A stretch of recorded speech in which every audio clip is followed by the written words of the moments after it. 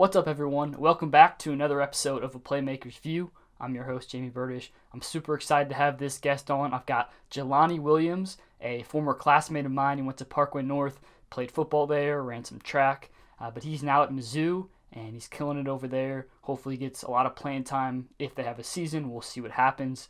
But I wanted to reach out to Jelani and see how he's doing, see what he's up to. So within this episode, you guys will hear from him, basically who he is and what he's been up to. He's a defensive back at Mizzou, and he's a great athlete. So I wanted to talk to him, get his story out there, and I really do hope you guys enjoy this episode. So without further ado, here we go.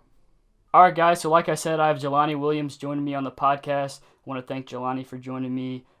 First off, I want you to kind of introduce yourself and give the viewers a brief overview of yourself, kind of what you're doing, and all that good stuff.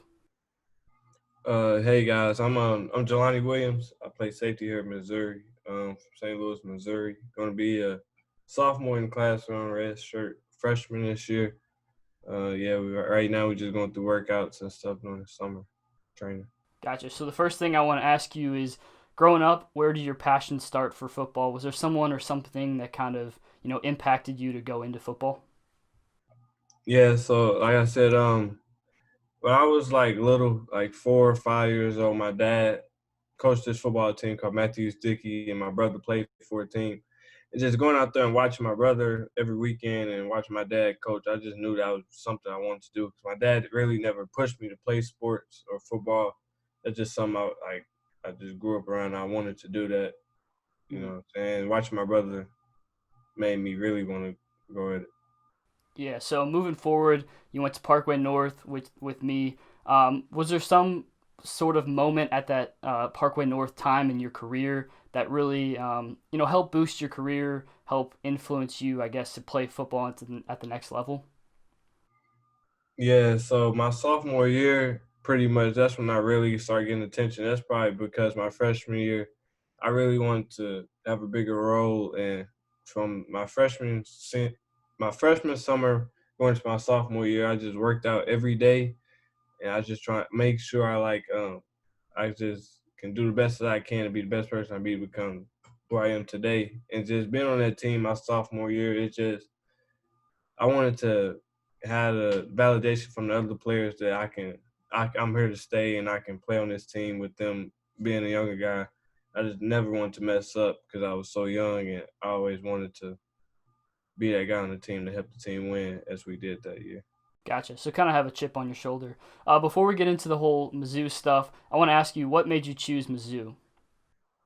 Um, First of all, I want my family to come watch me play every weekend, and I know if I were to went anywhere else, probably been like 8 hours away. It's only like an hour and a half here. So most definitely having them watch me play, and also as SEC, and also having Coach Walters being the DC and the safeties coach really helped me want to make this decision to come here because Coach Walters, a player's coach, I can learn a lot from him. He's smart, even though he's a young DC. He's smart. He can help you with your technique and scheme. Anything you need, he can try to make you get to the league. Yeah, so obviously the SEC is a lot different from Parkway North. So how has it been the transition over to playing from, a smaller school in Parkway North to a really big school at Mizzou? Most definitely, like the tempo of the game, most definitely. So everything's a lot faster. Practice is a lot faster, and especially more intense here. Everything is a competition, competing against offense every day, competing with the player in your position that's in front of you or behind you. So yeah, so especially the tempo of the game. So I try to like dive into the playbook all the time so I can play fast, and you got a lot more guys faster than you, bigger than you, stronger than you. So that's the big thing. Especially being when I first got here, you need to, I saw off the bat, you need to become stronger and faster and gain weight to play in this level. Yeah, so I want to ask you a little bit about your injury that you had coming into Mizzou. You said it was like 3 days into practice. Is that what it was? Yeah. Yeah, So so go ahead. You can explain it. yeah, so it was the third practice. If it was the first padded practice, I actually made a tackle and my foot got tangled up in the pile. I ended up having surgery. I had Liz Frank surgery, so I had surgery the next day after the practice. I had to sit out like 6 weeks with a boot on, and Then like 3 weeks after that, I first started running again. Got to learn how to walk again, actually, because the first couple of days I didn't know how to walk, like Mm. seriously.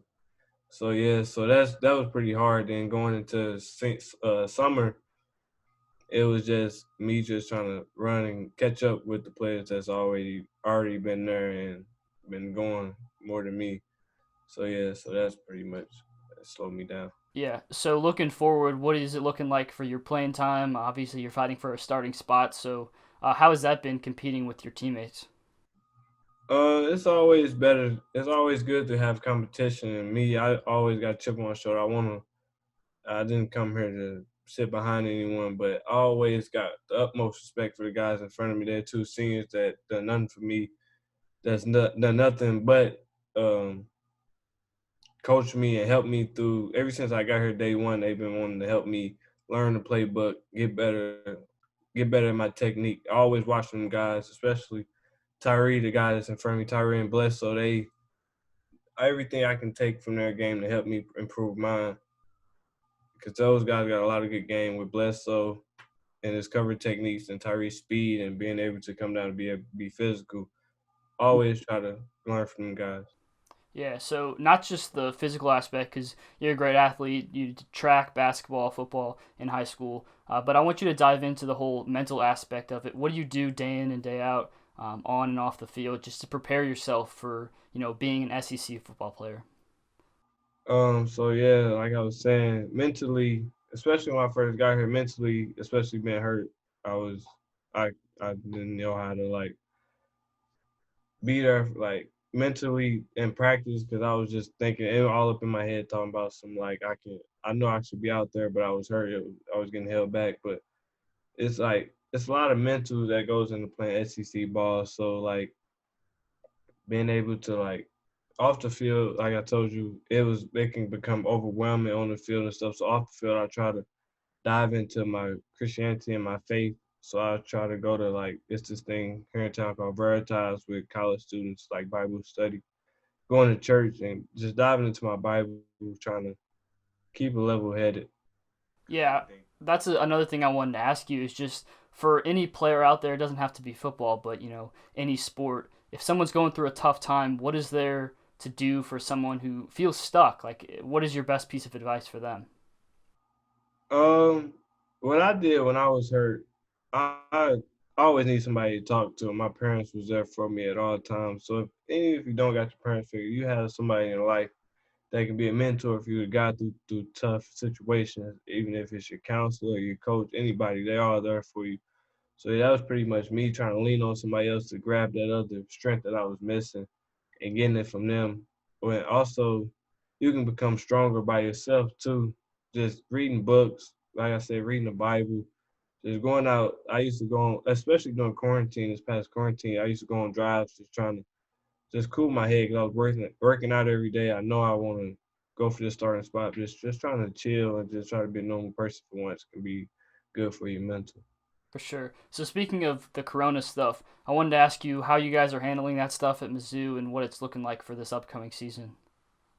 Uh, yeah. So we have like pods where we split it up with a lot of groups and try to get the work in that we need to. And then out of the facility, coaches can't watch you. So Coach Drink harps upon integrity and just being accountable, like not going out to the bars and all these pool parties and not catching corona. Because if you catch corona, then like I said, I got 13 other people in my group that works out with me. So if I catch corona, I'm accountable for the my other teammates to catch corona because I'm around them constantly. And we always try to keep the 6 feet, but sometimes you're not able to maintain that distance. So you can anytime can contact somebody with corona. So and also Coach Drink said you just gotta be accountable for the team. For sure.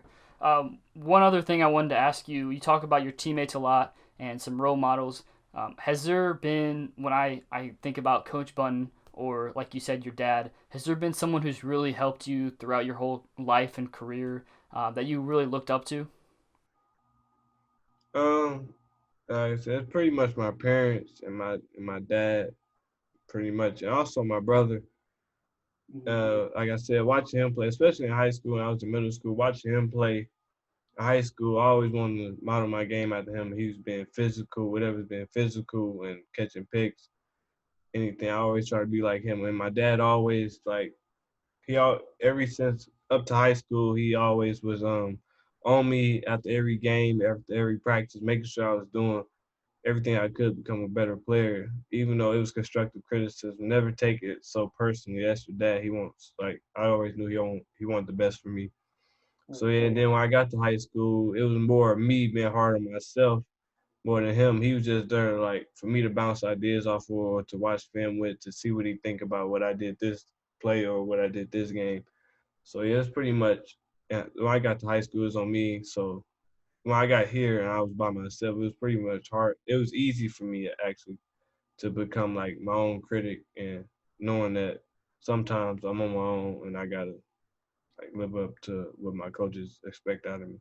Gotcha. So going forward, obviously the NFL is in the future, hopefully. But if that doesn't work out, what are your plans for the future? What are you studying and stuff like that? So yeah, NFL always gonna be the number one goal for me ever since I was a kid. But I'm actually it's called Park Rec and Sports with emphasis in sports management. That's my major. So my goal is to be a sports agent, or if I can't do that, I want to be like AD. My dream job, if it's not a sports agent, I want to be the AD and head coach there at Parkway North. Mm-hmm. That's some.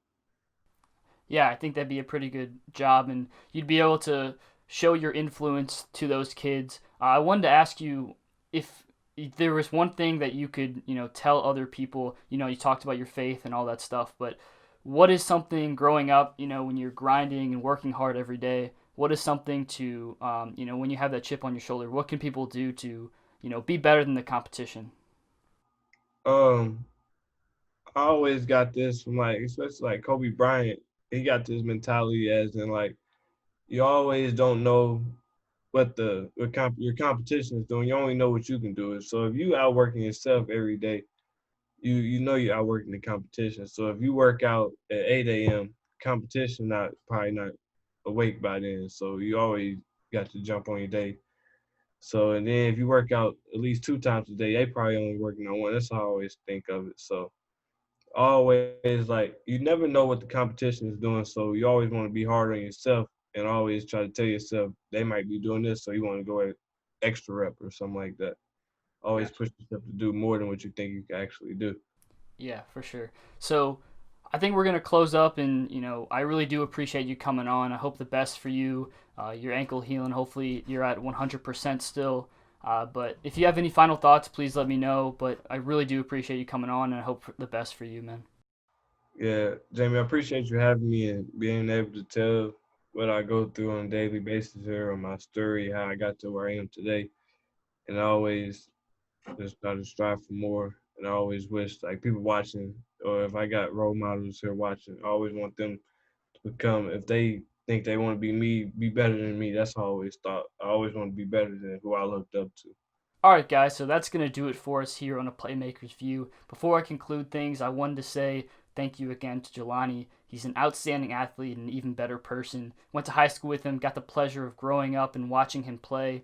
He's getting stronger by the minute, and I'm super excited to see what the future holds for him. So please go, look out for him. He's going to be a big name at Mizzou here soon, and I want to thank you guys for joining me. And if there's anyone out there who wants to share their story like Jalani, as he said, he loves for people to share their passions with him and be able to watch him and even be better than him. He wants people to be the best that they can. So I think that's a super important message. And just keep working hard out there, guys. Do everything you can, and don't let anyone stop you. So hope you guys enjoyed, and we'll see you next week for another episode of A Playmaker's View.